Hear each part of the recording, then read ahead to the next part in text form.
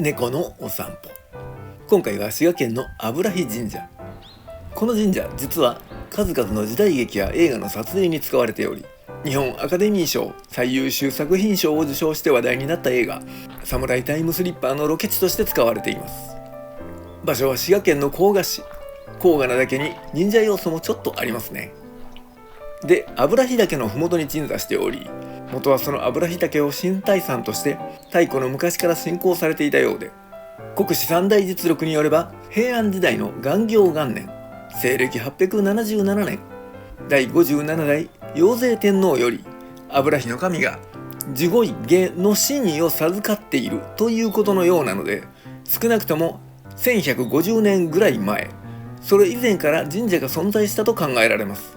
相当古くからある神社のようです。本殿は明応2年1493年上棟ということで室町時代の建物。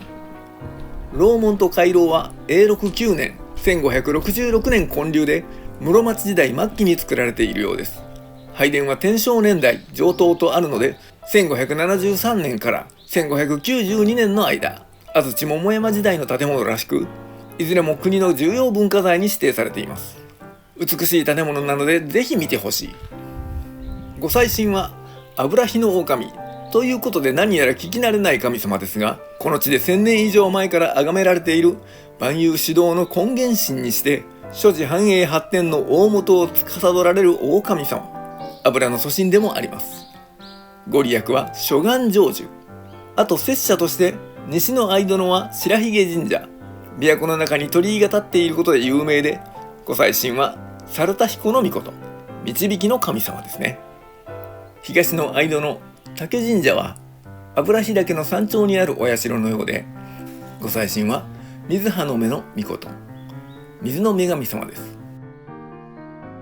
そして本殿の横に見えるご神木の高野巻、樹齢750年を超えているらしく圧倒されますね。またこちらの楼門、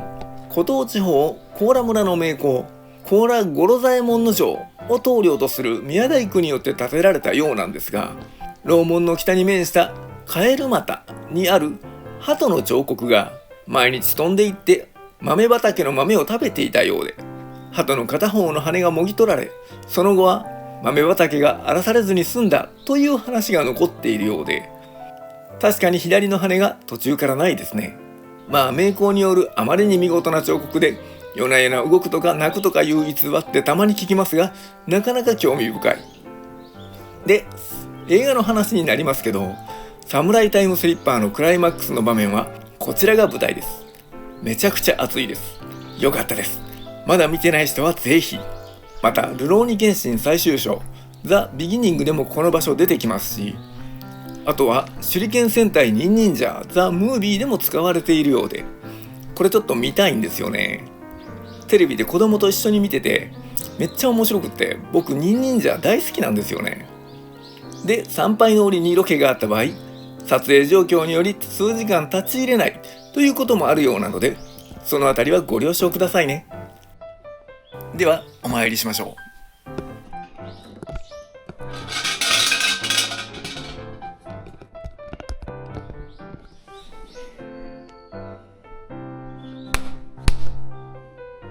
では御朱印を授かります。